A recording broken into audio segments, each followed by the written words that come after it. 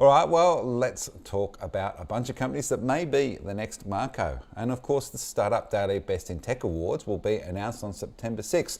But it's not the only big event in town, with the annual Australian Technologist competition announcing 32 semi-finalists from a field of more than 100 entries, spanning everything from net zero emission coal replacement to glasses that deliver a sense of vision to those who are blind, and a next generation spacesuit.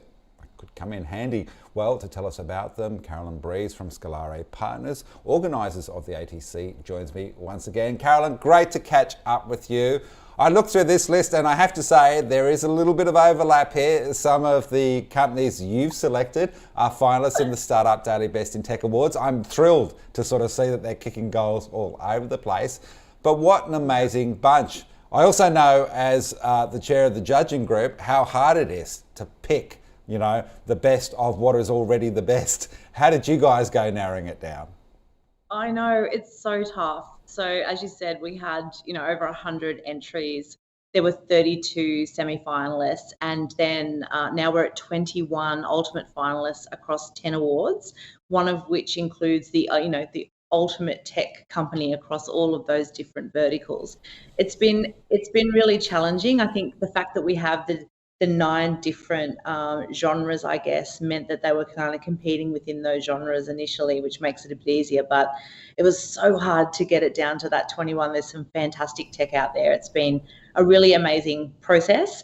The tech comp's a little bit different to some of the others in that when they enter in May and they become a finalist, of which there were 32, they then go through some masterclasses. They get allocated with a mentor who is usually an industry leader in their vertical, and then they work through to this process of putting together, I guess, their refined business plan, which is how we judge for the finalists of the actual awards. So we get to know them pretty well, which is a privilege, and get to spend a lot of time with them.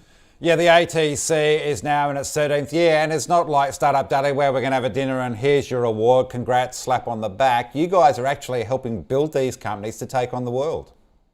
Yeah, we do. The masterclass days we have experts come in from everything from international expansion through to how to set up your entity and, treasury in other countries.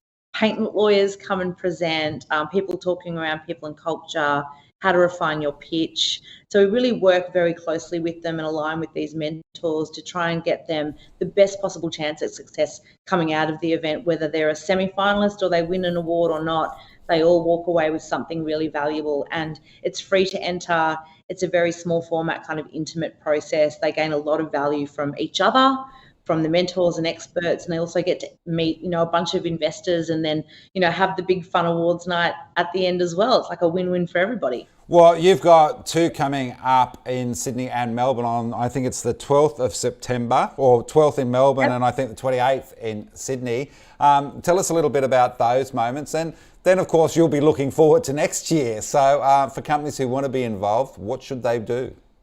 Yeah, 100%. So yes, we've got the Clean Tech Awards. That'll be a cocktail kind of stand-up awards event in Melbourne on the 12th. Tickets are available, so please head to the oztechcomp.com website. And then the 28th of September in Sydney for the overall awards, which will be our sit-down dinner.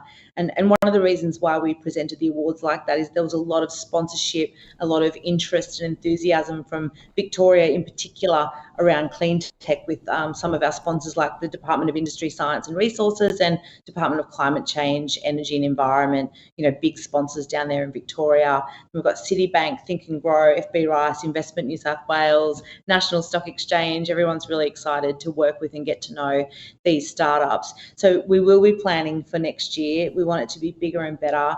And we're actually looking to partner as well with other awards programs. There's a lot of awards out there for startups and they don't often know what to put their hat in the ring for, what's going to be worth their while. There's different industry specific ones. And so if there's any event organisers out there who want to work with us and bring more of this together to create more value for the startup community, then we'd love that as well. I know they're all your favourite children at this point in time, but I am amazed by the breadth of what's going on here. When I look at Metacosmos, which is doing that spacesuit design, it's amazing to hear that this sort of thing is happening here in Australia, you know. Then you've got Pyrochar, which has been working with Cyro to develop its solution. Just the breadth of ideas that we have in this country is pretty mind-blowing. It's so amazing. Like we had Civic Ledger. Unfortunately, they didn't make it as a finalist, but there's just not a spot for everybody. Fantastic product using blockchain decentralized technology.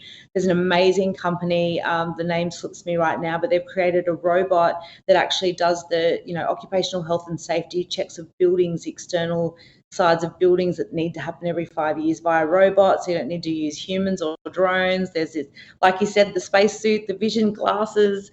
There's some incredible startups and founders coming through the ecosystem, and it's something that has resonated with me throughout this year. Although the macro environment has been very challenging and it's been harder for startups to get money and to raise capital in this environment, founders don't stop innovating because there's a macro market blip. They keep innovating and they work harder, and Aussies are really resilient, and the tech that we've seen come through just blows my mind. And we're in a really good position. Founders now are very focused on growth and revenue, what it takes to build and become a sustainable company on the way to profitability. They understand the market's changed. It's not about growth at all costs anymore. And so what we're seeing is some true amazing innovative founders that are really going to change the world. Well, it's great to hear about them. People can read more about them on startupdaily.net this afternoon. Hopefully you can make it to my awards. I'll make it to yours, and we'll celebrate all these amazing ideas and inventions. Carolyn Breeze, great to catch up with you from Scalare. Lovely, as always. Thank you so much.